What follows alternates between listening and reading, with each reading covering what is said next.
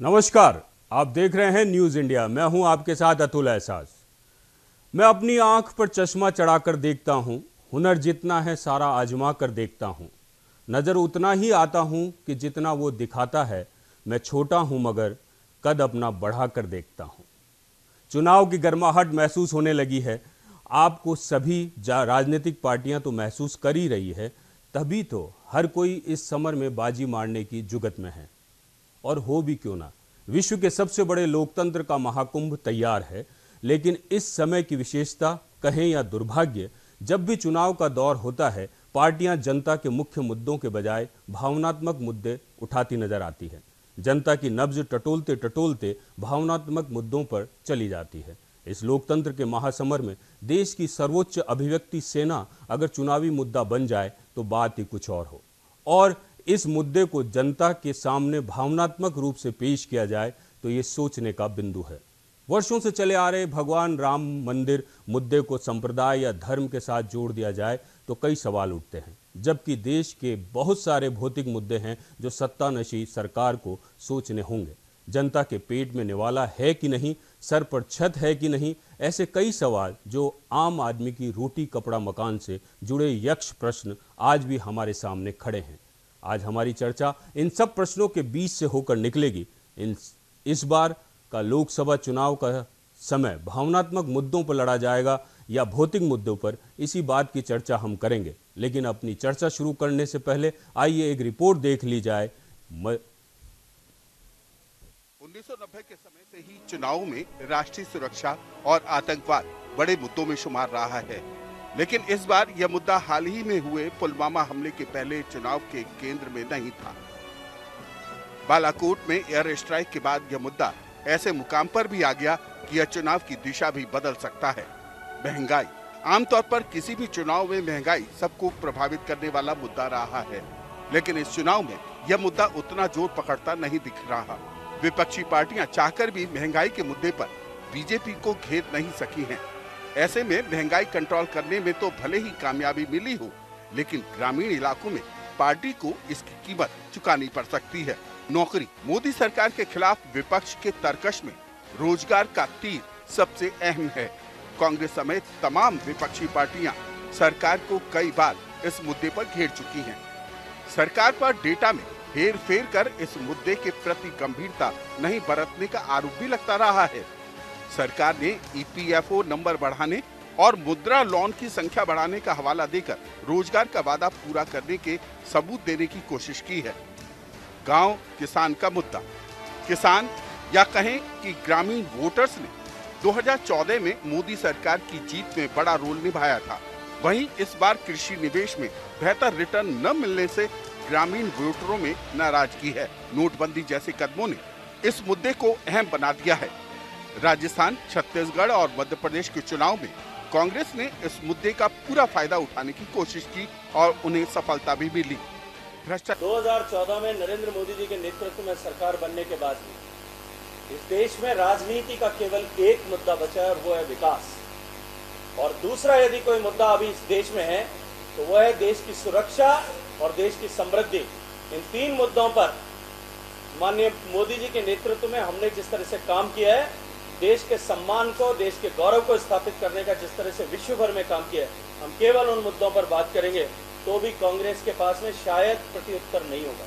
अच्छा, 2014 के चुनाव में कांग्रेस को सबसे ज्यादा नुकसान हुआ था।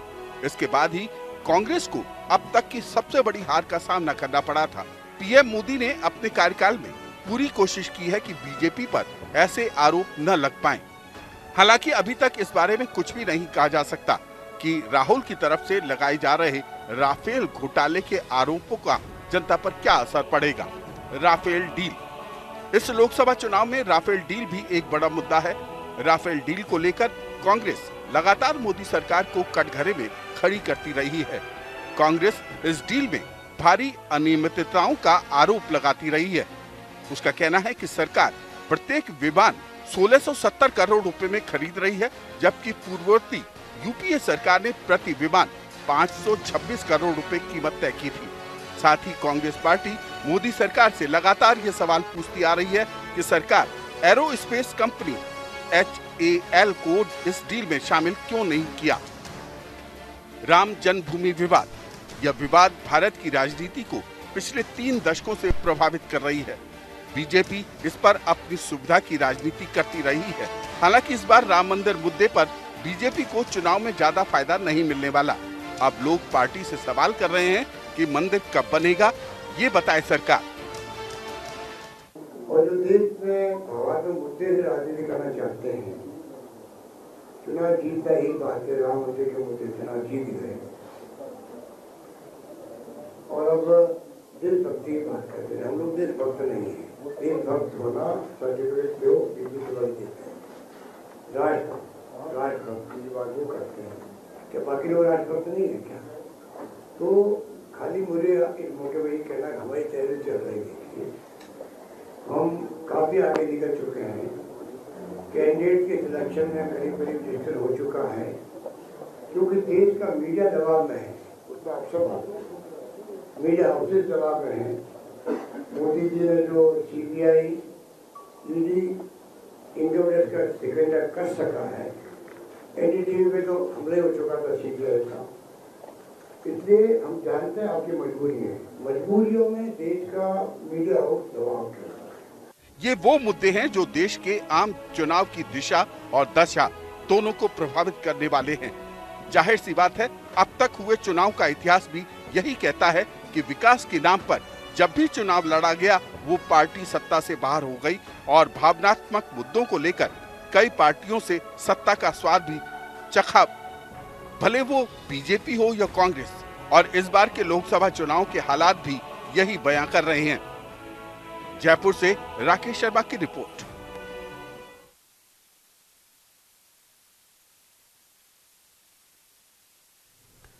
चलिए, आज जो हमारा खासकर मुद्दा है वो मुद्दा ये है कि इस बार के लोकसभा चुनाव में भावनात्मक मुद्दों पे चुनाव लड़ा जाएगा कि भौतिक मुद्दों पे चुनाव लड़ा जाएगा।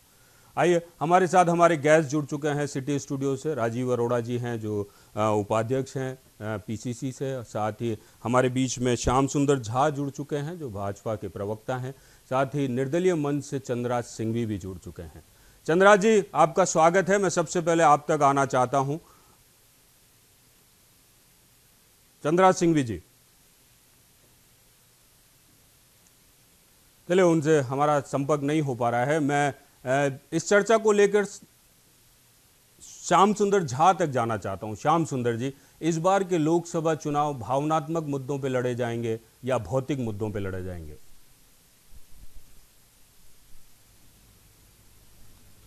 देखिए, पिछला चुनाव भी हमने विकास के नाम पे लड़ा, राष्ट्र की सुरक्षा के नाम पे लड़ा। इस बार भी हम राष्ट्र की सुरक्षा, विकास और देश की समृद्धि हो, विकास हो, इसी मुद्दे को लेकर के हम मैदान में जाएंगे। और जनता जो कि राष्ट्र की सुरक्षा और राष्ट्र की समृद्धि, आपने कहा कि पिछली बार हमने चुनाव, और जनता स्वीकार करेगी। श्याम सुंदर जी, आपने कहा कि पिछली बार हमने चुनाव विकास के मुद्दों पे लड़ा। विकास के मुद्दे कौन कौन से थे पिछली बार? विकास, देश का चहुमुखी विकास, हर तरह का विकास, रोड से लेकर के इंफ्रा से लेकर के हर तरह का विकास।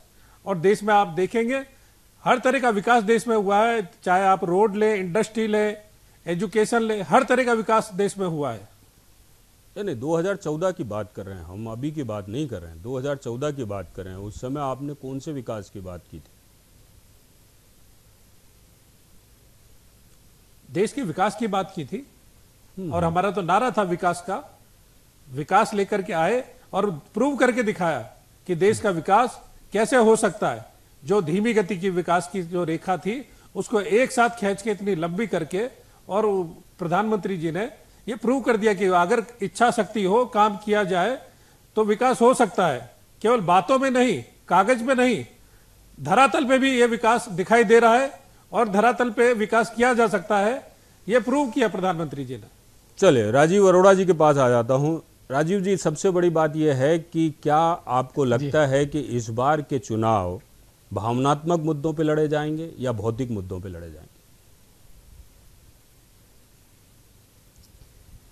देखिए, चुनाव लड़े जाने चाहिए रोजगार के मुद्दे के ऊपर, चुनाव लड़े जाने चाहिए GDP के ऊपर, चुनाव लड़े जाने चाहिए पेट्रोल गैस के जो दाम हैं उनके ऊपर, जो बढ़ती हुई कीमतें हैं उनके ऊपर। होता क्या है कि जब भी चुनाव आते हैं, जो दूसरी पार्टियां हैं वो क्षणिक भावुकता के ऊपर, खासतौर से भारतीय जनता पार्टी चुनाव लड़ती है, कोशिश करती है कि चुनाव से पहले ये सारे मुद्दे तो गौण हो जाएं, और भावुकता के नाम के ऊपर, चाहे वो राम मंदिर का मुद्दा हो, चाहे राष्ट्रवाद की बात करनी हो, उसके ऊपर जनता को भ्रम में डाल के वोट दिलवाएं। अतुल जी, आपने बहुत अच्छी बात कही, आपका नाम भी है अतुल एहसास। आप जी मुझे बात कंप्लीट करने दें। आपने सही एहसास करा कि 2013-14 में, जो 2013-14 में जब गुजरात के मुख्यमंत्री थे नरेंद्र मोदी जी, उन्होंने क्या क्या बात कही थी। उन्होंने एफडीआई का विरोध करा मुख्यमंत्री रहते हुए, उन्होंने आधार कार्ड का विरोध करा और कहा कि किस पे कितना पैसा खर्च हुआ मैं जनता से पूछना चाहता हूं, इस देश की सरकार से पूछना चाहता हूं। उन्होंने बढ़ते हुए पेट्रोल और डीजल के दामों का विरोध करा और कहा कि जब हम सरकार में आएंगे इनके दाम कम हो जाएंगे। उन्होंने जो डॉलर की कीमत थी उसकी बढ़ते हुए के ऊपर बारे में कहा कि रुपया आईसीयू के अंदर पड़ा हुआ है, अस्पताल में पड़ा हुआ है रुपया, देश की इकोनॉमी इतनी खराब हो चुकी है। उन्होंने वादा करा कि 2 करोड़ लोगों को रोजगार प्रतिवर्ष देंगे। उन्होंने वादा करा कि हम 15 लाख रुपए काला धन वापस लाएंगे, आपके खातों में डालेंगे। 5 वर्ष बाद हिंदुस्तान की जनता ना तो नया घोषणा पत्र चाहती है, ना कोई दूसरा वादा चाहती है।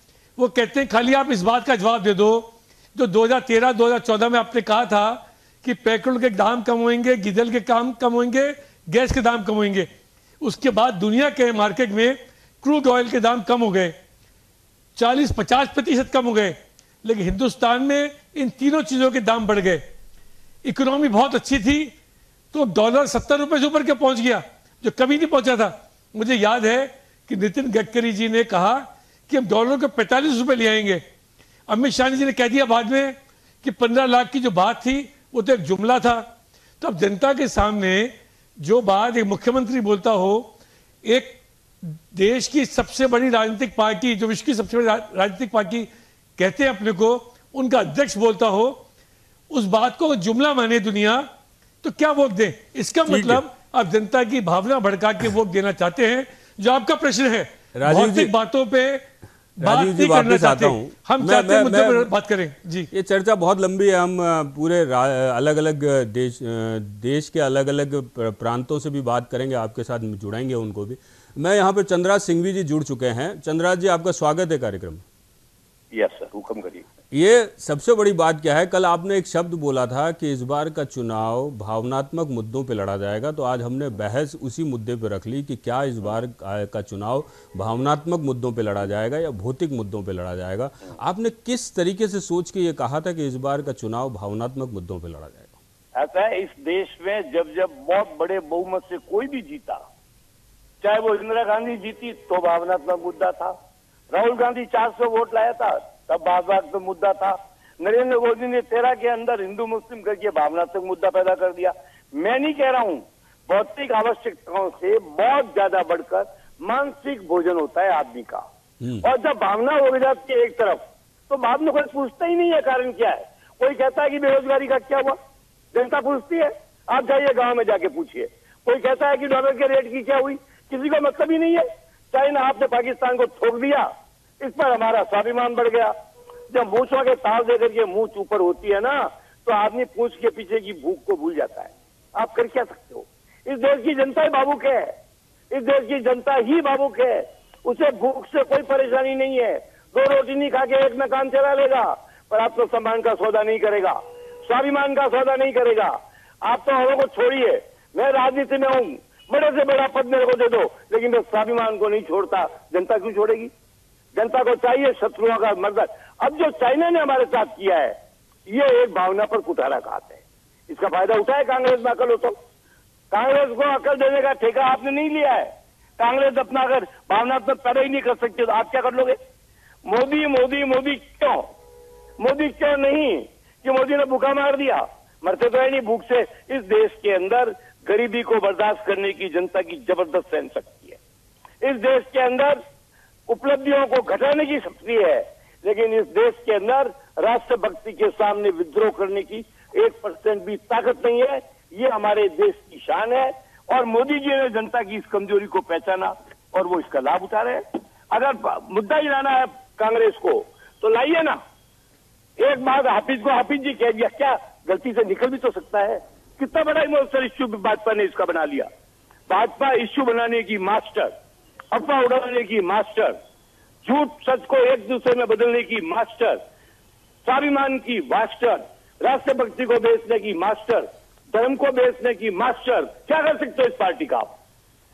चलिए मेरे साथ यहाँ पे श्याम सुंदर जी जुड़े हुए हैं। मैं श्याम सुंदर जी तक आ जाता हूँ। श्याम सुंदर जी, आपने सुना चंद्रराज सिंघवी जी बोल रहे हैं कि पार्टी हर तरीके से मास्टर है और बाकी पूरी जनता उनके स्कूल का वो है, स्टूडेंट है। क्या बोल रहे हैं? हेलो, देखिए श्याम सुंदर जी, आप एक चीज समझ जाइए जी, राष्ट्र में दलालों की दुकानें बंद हो गई है, दलाली कालाबाजारी बंद हो गई है, लोगों के खातों में सीधा पैसा पहुंच रहा है। कहाँ पहुंच रहा है साहब? किसी भी विषय का, कोई सब्सिडी हो चाहे कुछ भी हो, किसी भी पहुंच रहा है क्या? खातों में सीधे पहुंच रहा है। पहुंच रहा है क्या? उसके बाद किसी के जो तकलीफ है बिल्कुल पहुंच रहा है। आप किसानों से बात कीजिए, आपके खुद के पास गैस की सब्सिडी का पैसा आता होगा खाता में। मैंने तो ले नहीं रखी है, इसलिए रहने दीजिए, मेरी तो सभी जगह पहुंच रहा है। है। जी, आपके जैसे बहुत सारे महान लोग हैं जिन्होंने अपना सब्सिडी को छोड़ा है, देश के राष्ट्र के हित में छोड़ा है। सभी जगह पे पूरे भारत में गांव गांव तक बिजली पहुंचाई है प्रधानमंत्री जी ने। अरे साहब, नहीं हो पाया था। अरे साहब, आप इस जयपुर शहर, श्याम सुंदर जी, नहीं हो पाया था। श्याम सुंदर जी, जयपुर शहर के हाईवे से थोड़ा सा 30 किलोमीटर अंदर जाके देखिए, ये सारे जितनी बातें आप कर रहे हैं, शायद ये सारी बातें गौण दिखेगी आपको। एक बार जाके तो देखिए। गांव गांव तक जाते हैं।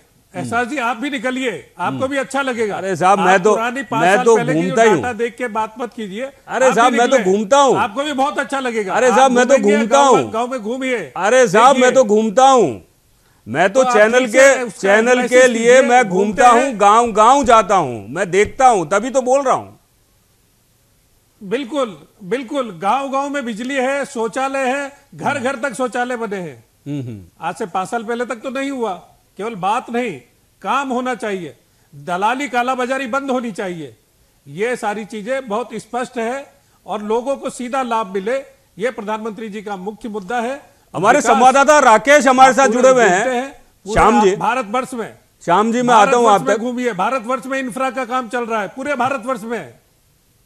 अच्छी बात है, अगर चल रहा है तो कोई बहुत बड़ी बात नहीं है, एहसान नहीं है पार्टियों की तरफ से या सरकार की तरफ से, परंतु कहीं ना कहीं बेसिक मुद्दों पे भी बात करनी पड़ेगी। राकेश हमारे साथ जुड़े हुए हैं, हमारे संवाददाता चंद्रराज जी भी जुड़े हुए हैं, राजीव अरोड़ा जी भी जुड़े हुए हैं। राकेश, जो बात चल रही है उसके बीच में जो आज हम दिन भर डिस्कस कर रहे थे, जब सुबह भी हमारी बात चल रही थी कि भौतिक मुद्दों पे लड़ा जाएगा ये चुनाव के, खासकर भावनात्मक मुद्दों पे लड़ा जाएगा, और जब हम एक निष्कर्ष पे आए थे कि वाकई में भावनात्मक मुद्दों पे ये चुनाव लड़ने की तैयारी है, क्या कहना चाहते हैं?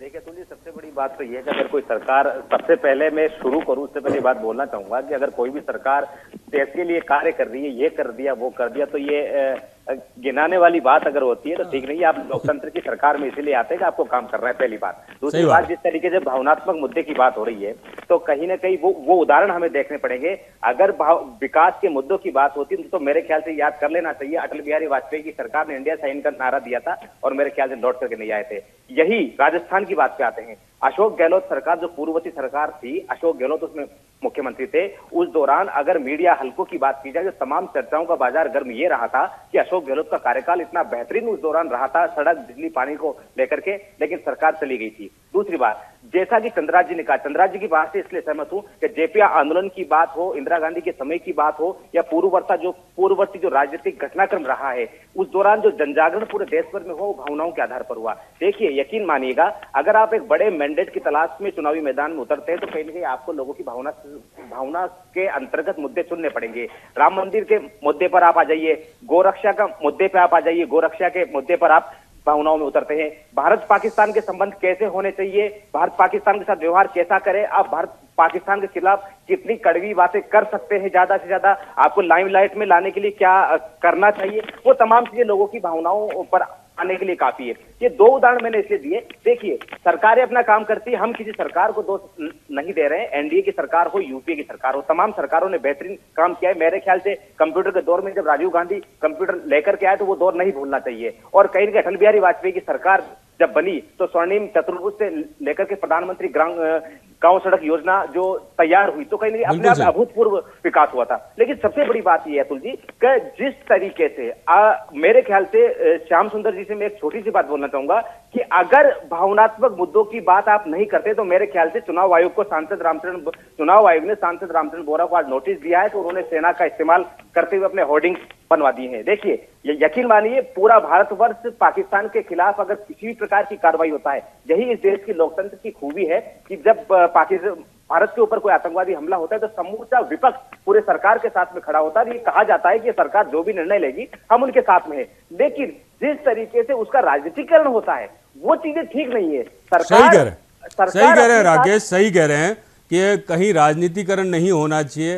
राम 14 साल के वनवास के बाद अगर कहीं ऊपर से देख रहे होंगे तो बोले कि मैंने शायद इस धरती पे जन्म लिया और इसलिए जन्म लिया कि मेरा ही मुद्दा बन जाएगा, राजनीतिक मुद्दा बन जाएगा। और मैं राजीव अरोड़ा जी के पास आना चाहता हूं। राजीव जी, एक चीज़ जो कहां पर निकल कर आ रही है कि क्या इस बार कांग्रेस की जो पार्टी है वो भौतिक मुद्दे अगर जोड़ती है तो कौन से भौतिक मुद्दे जोड़ेगी? सबसे पहले तो हम युवाओं के रोजगार की बात करेंगे, महिलाओं की सुरक्षा की बात करेंगे, महिलाओं के लिए भविष्य के अंदर किस तरीके से आरक्षण होए, चाहे वो चुनाव के माध्यम से हो चाहे नौकरियों के माध्यम से हो, ये बात होने वाली है। जीडीपी बात होने वाली है। आने वाले समय में किसान की बात होने वाली है, किसान का कर्ज कैसे माफ हो, किसान को कैसे लाभ मिले, उसकी रबी की फसल कैसे खरीदी जाए। आप देखिए, आने वाले समय के अंदर जो राहुल गांधी जी ने और कांग्रेस पार्टी ने एजेंडा प्रस्तुत करा है वो भ्रष्टाचार के खिलाफ बात हो रही है। रफाइल के ऊपर जो कुछ हुआ है उसके बारे में बात हो रही है। हम बात करते थे, आपको ध्यान है, आज से 5 साल पहले बड़ा आंदोलन हुआ देश में लोकपाल के लिए।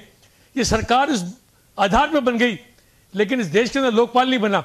और जो संवैधानिक संस्थाएं हैं, चाहे वो आरबीआई हो, चाहे सुप्रीम कोर्ट हो, चाहे सीबीआई हो, सबके ऊपर जिस तरह की क्वेश्चन मार्क लगे, जिस तरह की प्रश्न चिन्ह उठे, उससे बात मालूम पड़ गई कि आने वाले समय में अगर लोकतंत्र को बचाना है तो लोगों को भावनाओं से ऊपर उठ के हकीकत के ऊपर, सच्चाई के ऊपर, देश के विकास के ऊपर, देश की सुरक्षा के ऊपर ऐसी पार्टियों को वोट देना पड़ेगा जो धर्मनिरपेक्ष हो, जो सबको साथ लेके चले और समाज के हर वर्ग के साथ रहे, ना कि सांप्रदायिक उन्माद फैला के लोगों के वोटों को बांटने की कोशिश करे।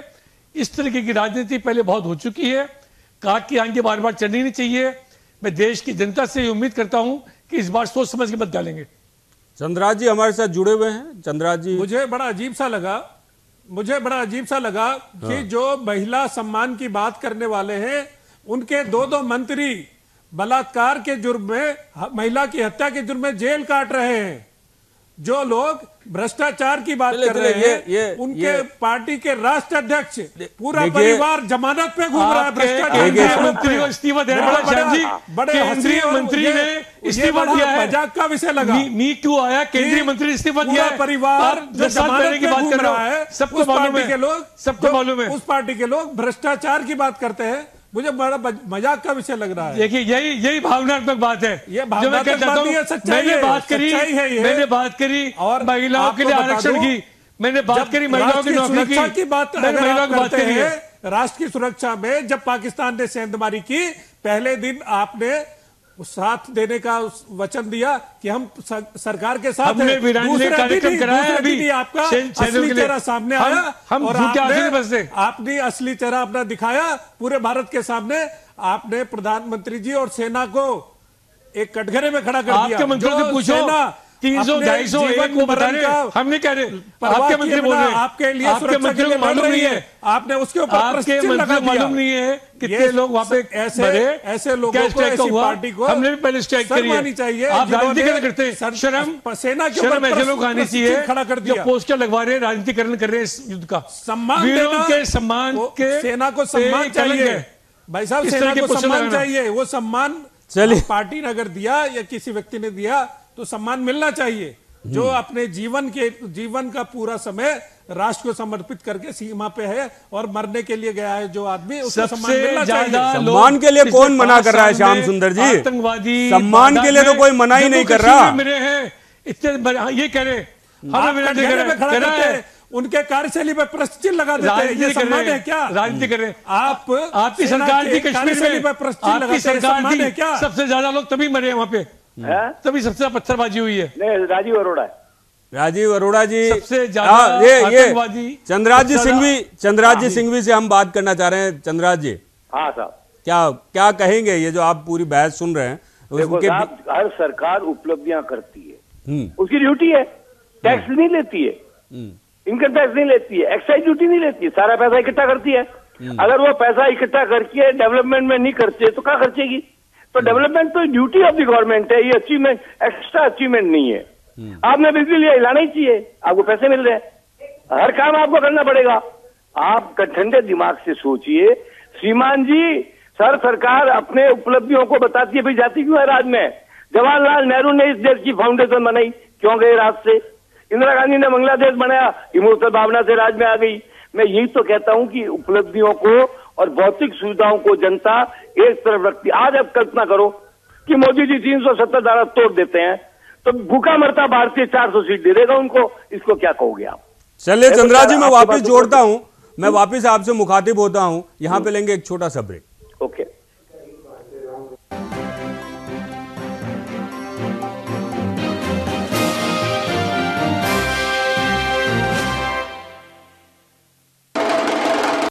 ब्रेक के बाद पुनः आपका स्वागत है। अब तक हम बात कर रहे थे बात राजस्थान की, अब हम बात करना चाहते हैं बात हिंदुस्तान की। और बात हिंदुस्तान की वही टॉपिक, वही बात कि इस बार के लोकसभा चुनाव क्या भावनात्मक मुद्दों पे लड़े जाएंगे या भौतिक मुद्दों पे लड़े जाएंगे।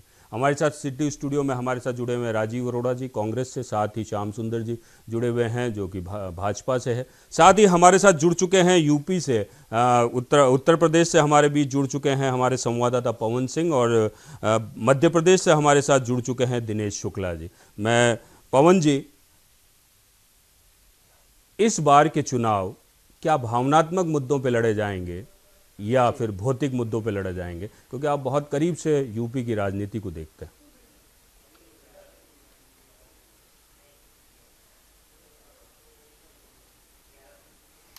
जी अतुल जी, स्थितियां तो बाकी चुनाव की अपेक्षा इस बार कुछ भिन्न है, क्योंकि यहाँ का मुकाबला तो त्रिकोणात्मक है जो उत्तर प्रदेश की जहाँ तक बात करें, और देश की राजनीति की बात करेंगे तो कमोबेश चुनाव इस बार भी भावनात्मक ही जाएगा, क्योंकि स्थितियां ऐसी हैं कि जो भौतिक बातें थी, भौतिक मामले में कहने के लिए ऊंट के मुंह में जीरा के बराबर व्यवस्था हुई है। बहुत सारी चीज़ें ऐसी थी कि जिनका प्रधानमंत्री जी ने बात किया था, लेकिन वो कहीं न कहीं से सही प्लेटफॉर्म और सही फोरम पर नहीं गई बहुत सारी चीज़ें। दूसरी बात रही भावनात्मक, चूँकि जहाँ बात देश की होती है तो बहुत सारी चीज़ें उसके लिए छोड़ दी जाती हैं, इग्नोर कर दी जाती हैं।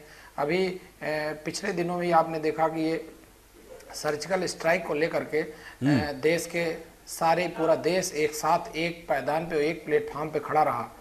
तो इसलिए इस बार का चुनाव जो है, मेरा जो अपना आकलन है तो भावनात्मक ही जाना चाहिए, क्योंकि स्थितियां ऐसी हैं कि सोशल मीडिया इतना मजबूती से लगा हुआ है कि हर व्यक्ति कहीं न कहीं से किसी भी पॉइंट को अगर आप उठाएंगे तो उसका टाइमिंग चाहे जो हो 2 घंटा 4 घंटा 24 घंटे, लेकिन लोगों तक पहुंच रहा है चीजें। अतुल जी, देखिए, और जबकि आप यूपी में बैठे हैं तो सबसे बड़ा मुद्दा तो आपके वहां पे वैसे भी रामलला का मुद्दा तो आपके यहाँ पे गरमाया हुआ है अभी।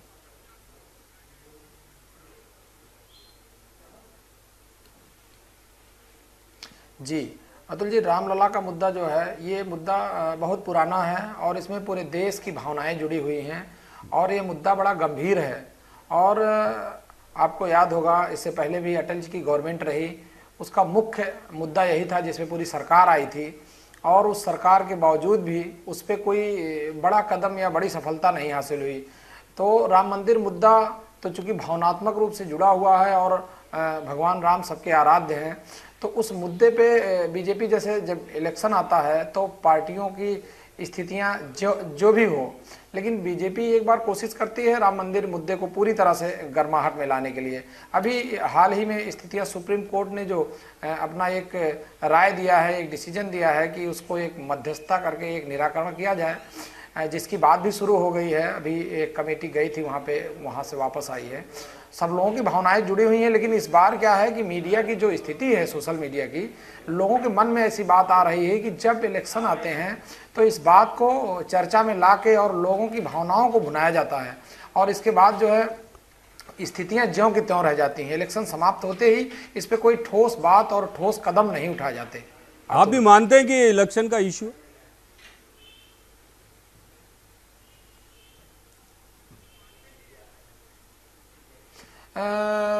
कमोबेश इलेक्शन का इशू है, लेकिन बहुत सारी चीज़ें कही नहीं जाती जो समझने की हैं। जो लोग समझते हैं, जो ज़मीनी हकीकत है, उसके लिए ऐसा स्थिति उत्पन्न हो रहा है, लोगों के मन में ऐसी भावनाएं आ रही हैं कि चूंकि ये मुद्दा पिछले करीब 15-20 साल से तो ऐसी स्थिति में है। अभी जब गवर्नमेंट आई तो सबके दिमाग में था, विकास का मुद्दा लेके आई थी गवर्नमेंट, लेकिन इसके बावजूद भी सबके मन में था कि राम मंदिर के लिए कुछ न कुछ होगा। ऐसी स्थिति बनी हुई थी और पूरे देश के लोगों की निगाहें उस पर लगी हुई थी। लेकिन जिस हिसाब से यूपी और केंद्र में गवर्नमेंट थी और पूरे देश में 70% भूभाग पे बीजेपी का कब्जा था, इसके बावजूद भी राम मंदिर वाले मुद्दे पे कहीं कोई बड़ा डिसीजन नहीं हो पाया कि जिसका कोई एक सार्थक हल निकल सके। पवन सिंह जी, मैं यहाँ पे रोक रहा हूँ, हमारे साथ है जो मतदाता हैं, पवन सिंह जी, मतदाता भी कहीं न कहीं से जी। पवन सिंह जी, मैं यहाँ पे रोक रहा हूँ, हमारे जयपुर सिटी स्टूडियो में बीजेपी से श्याम सुंदर जी बैठे हैं, मैं उन तक आना चाहता हूँ। कहते हैं कि न मस्जिद को जानते हैं न शिवालों को जानते हैं, जो भूखे पेट हैं वो निवालों को जानते हैं। क्या कहना चाहते हैं इस बात, श्याम सुंदर जी? देखिए, बिल्कुल, देखिए, जो भूखा है उसको भोजन मिले, जो आस्था का विषय है वो आस्था भी पूरी हो, यही मोदी सरकार का लक्ष्य है। और ये पूर्ण रूप से पूरे देश में कोई भी बेरोजगार ना हो, कोई भूखा ना हो, सभी व्यक्ति को अन्न मिले, सभी की आस्था बनी रहे, आप सुन रहे हैं? हिंदू हो मुसलमान हो, सभी को अपना आस्था बनाने का विषय है और सभी को अपना बना रहे, यही मोदी सरकार का लक्ष्य है। पवन सिंह जी ये कह रहे हैं कि जो भूखे हैं उनको भोजन मिले, जो आस्था की बात है वो आस्था पे टिकी रहे। क्या कहना चाह रहे हैं जी?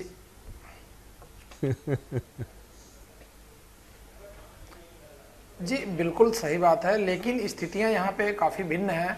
जहाँ तक भूखे की बात है, उत्तर प्रदेश की स्थिति का सवाल है, क्योंकि पिछले 2 साल से बीजेपी की ही गवर्नमेंट है।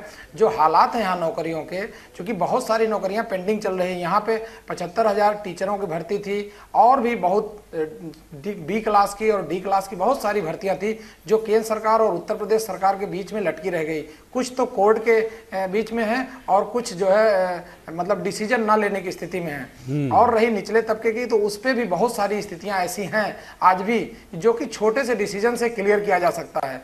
लेकिन इसके बावजूद भी दोनों गवर्नमेंट एक हैं, लेकिन इसके बावजूद भी स्थितियां अभी भी भिन्न बनी हुई हैं। चले पवन जी, मेरे साथ दिनेश शुक्ला जी जुड़ चुके हैं मध्य प्रदेश से।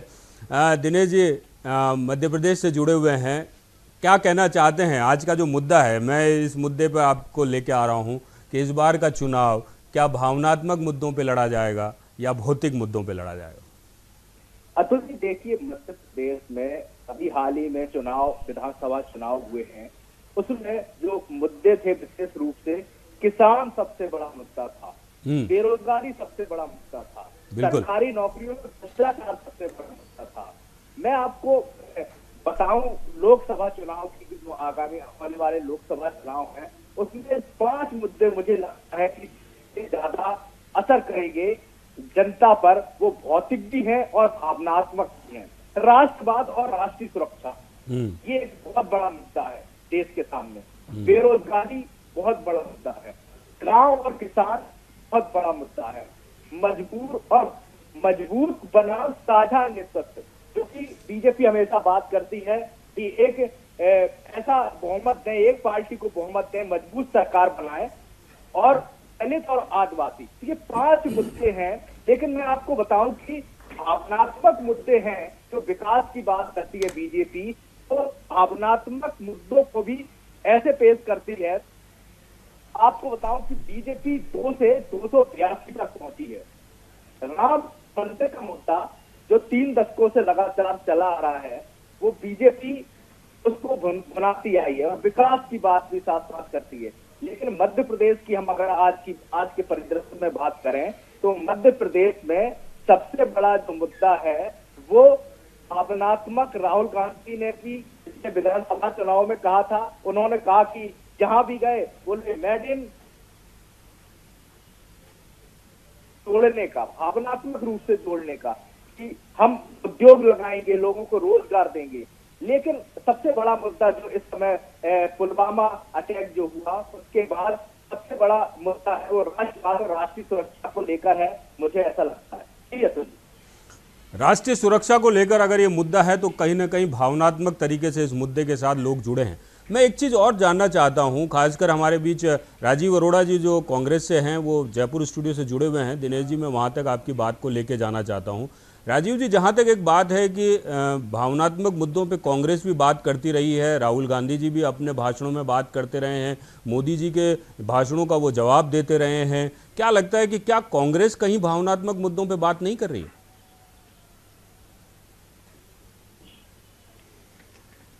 जब देश की सुरक्षा की बात आती है, हम लोगों ने हमेशा कहा है कि हम सरकार के साथ खड़े हुए हैं, उनका साथ देंगे।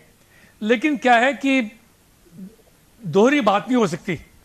आप जाके बिना बुलाए शादियों में चल जाओ, बिरयानी खा के आ जाओ, और उसके बाद में आके कुछ बात कहो।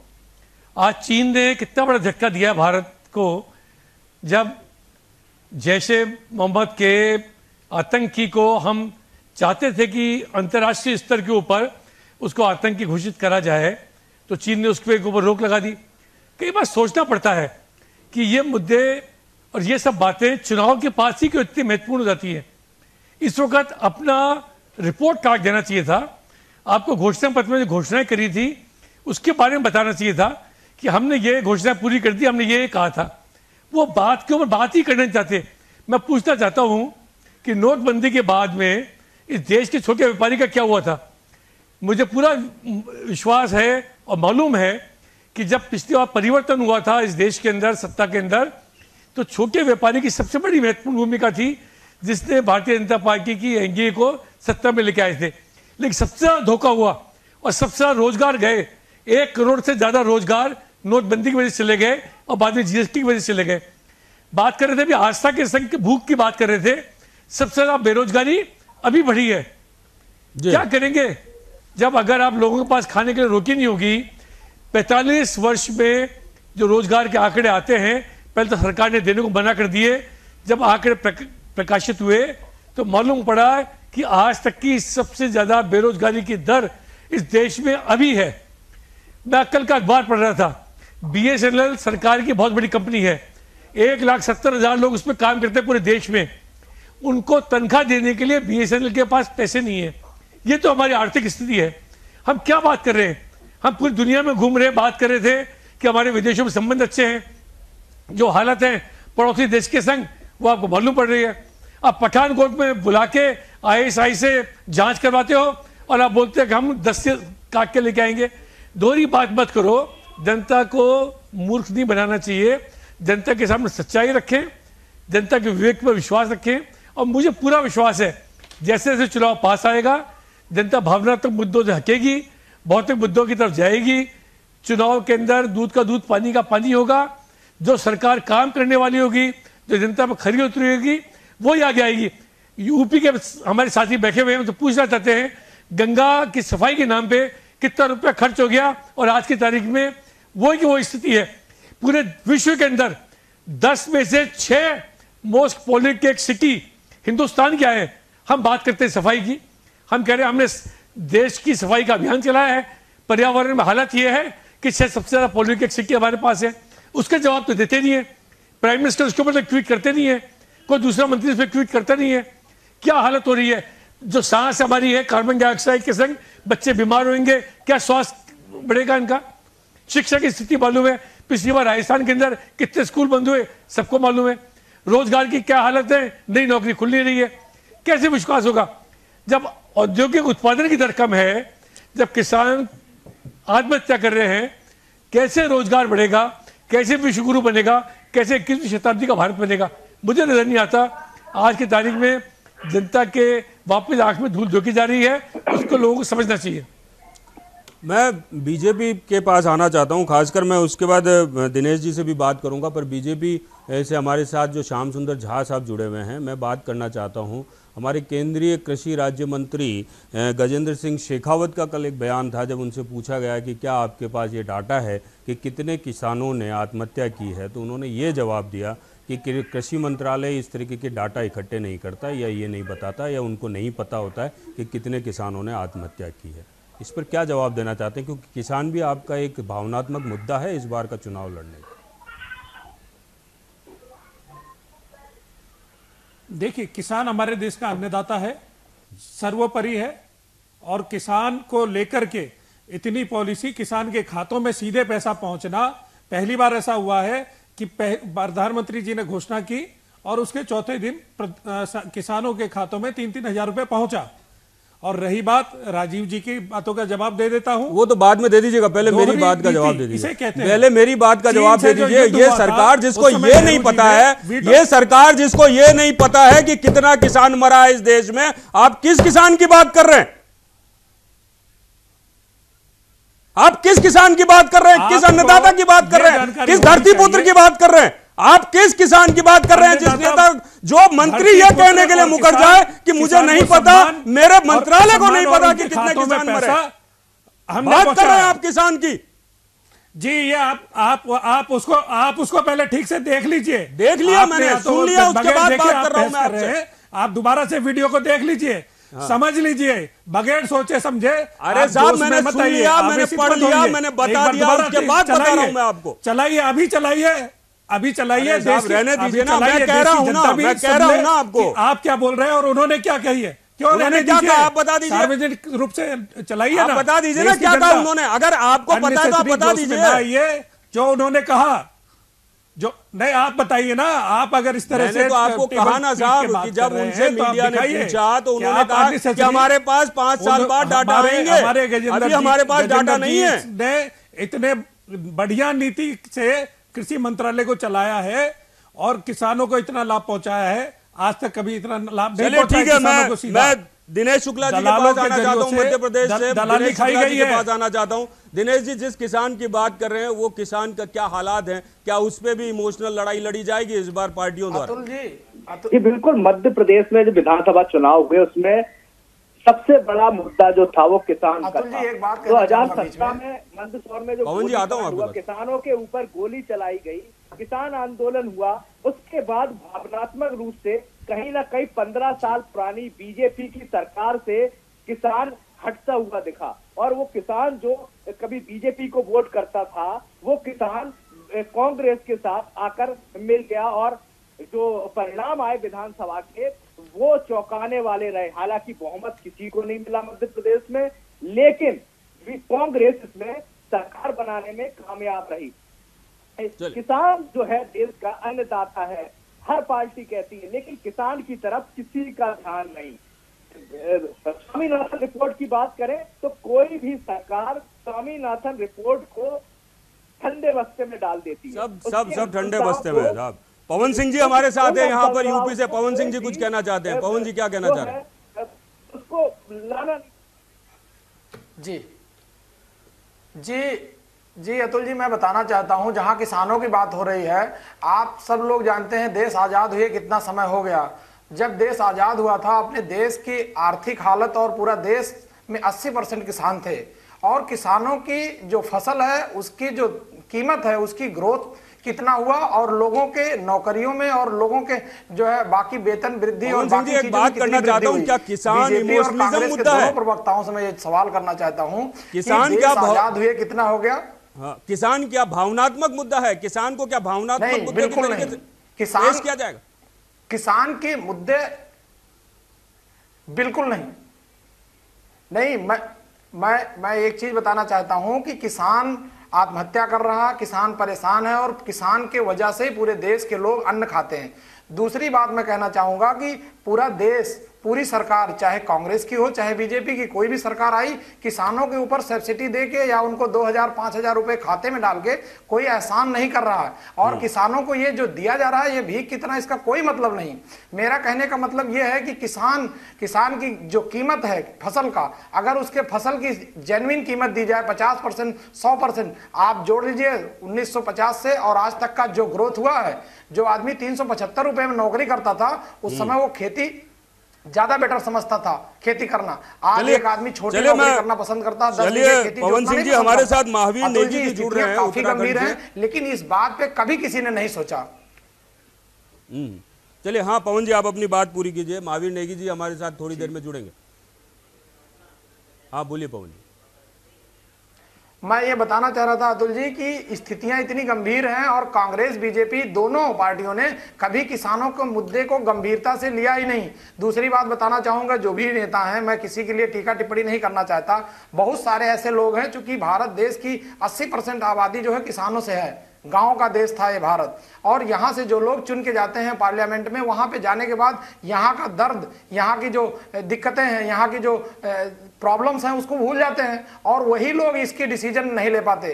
तो जो भी सरकारें आती हैं किसानों को ऐसा जुमला देंगी या ऐसा एहसान देंगी कि जैसे लगता है कि उनको जीवन के लिए किसी तरह भीख दे रहे हैं, जो भी कुछ चीजें दे रहे हैं, जबकि वो हमारा एक दायित्व है, हमारा एक नैतिक दायित्व है। अगर किसान खुशहाल होगा तो पूरा देश खुशहाल होगा और पूरा देश समृद्ध होगा।